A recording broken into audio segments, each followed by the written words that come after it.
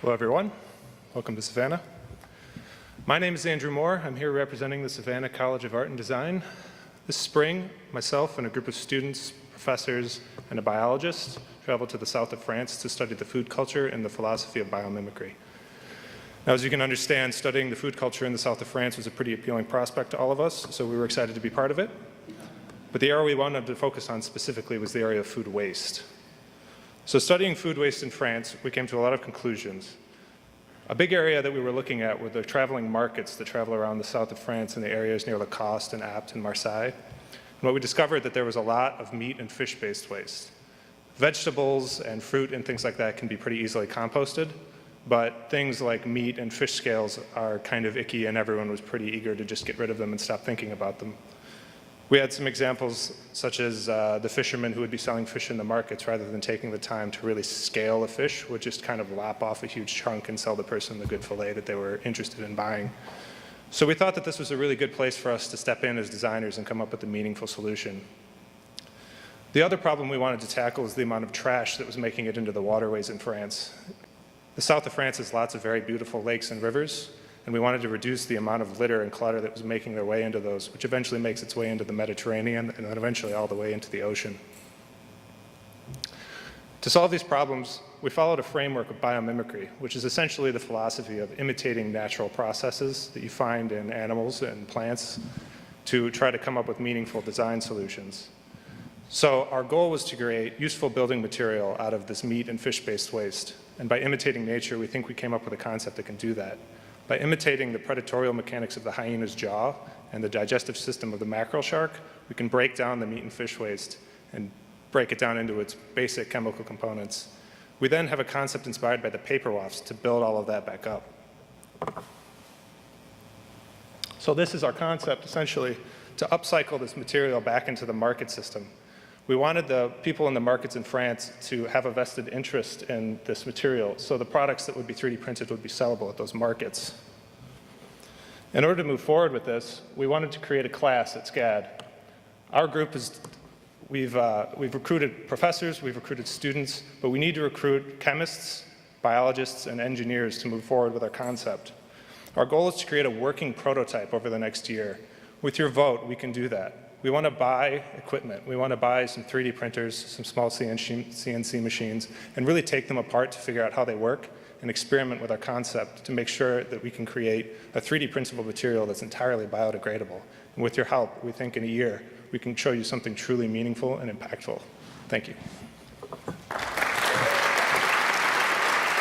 Great job, Andrew. Okay, panel. Who wants to go first? Jeff. Can you talk a little more about the kind of approach and the technology behind it and the state of where that's at? I mean, it's a very interesting concept, but in terms of the steps you need to deliver on that, can you just talk more about where you're at? Yes, a big part of that was where we originally developed the concept is in a tiny little town in the south of France called Lacoste. SCAD has a campus there, and we didn't have the shop facilities that we needed to build a working prototype there. Now that we're back in Savannah, we have pretty ample shop and prototyping facilities. So the next step for us is taking that technology forward. The chemistry of it is essentially emulating the mackerel shark's digestive system to break everything down into what we're looking for mostly is the calcium in the bones, and then building that back up with the same kind of chemistry that a paper wasp uses.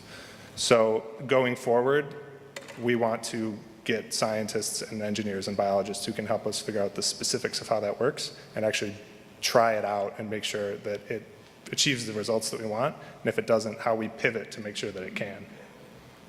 But in terms of actually going through that process and getting that material out, that's something you're working on? Yes. Mark? How far along, or how far along are you working on the 3D printing side? Can you say yet whether there are any strength effects or anything else that you have to deal with to incorporate that calcium, the bone material, into the extrusion? A lot of those questions are ones that we haven't answered yet, just because moving forward, that's our big goal for the next year. Our big push so far has been understanding the biology and chemistry of how nature does it and how the shark and the paper wasp does things like that. So the next step is to take that knowledge and apply it towards our 3D printing concept. Alan? How does it work for major industrial food companies? What happens outside of the open air market? Is that a waste stream that's valuable, or is it landfilled, or? That's a part of the concept we're really excited about going forward. The business plan we created when we were in France was tailored very specifically to the really small markets. But now that we're back in the United States, in the southeastern United States, we have more volume as far as waste stream when it comes to meat and fish. We have slaughterhouses and things like that we want to try to partner with to find a way to add value to all the parts that they aren't using and come up with a way for them to gain from it, as well as us as a society going forward in a sustainable way to gain from it. So you see no reason like your technology cannot be scalable up to large-scale food processors? We don't see why it wouldn't be scalable. We think that once the basic chemistry and technology is there, there isn't really a limit to how big we can make it.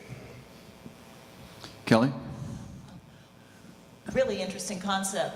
What research did you do to determine that this is a novel idea and sort of not already being utilized by other products or other companies? A big part of our research when we were coming up with the concept is always looking at existing technologies, and there are concepts out there that try to create a biodegradable 3D printing material, but 3D printing in general is still a very young industry. It's going to grow more ubiquitous as time moves on, and will probably be a very large part of manufacturing in the future. So the number of concepts relating to this are somewhat limited at this time, and none of the ones we found had anything to do with trying to upcycle existing meat and fish waste. Like I said, I think a lot of people, when it came to that kind of waste, are just eager to get rid of it and not think about it. So we thought that was a really good place to step in and try and say, we'll try and do something with this. So, Andrew, I have a question. The digestive process of the mackerel shark produces some pretty toxic waste coming out the other end. How do you deal with that? Well, a big part of the philosophy of biomimicry is dealing with the chemicals you work with. So all of the chemicals that exist in nature follow certain principles.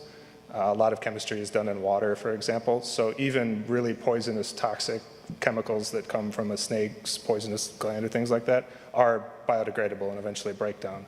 So those chemicals might be toxic to ingest, but they aren't toxic to the environment as a whole. Great. All right. Andrew Moore, Savannah College of Art and Design. Thanks. Thank you. Great job.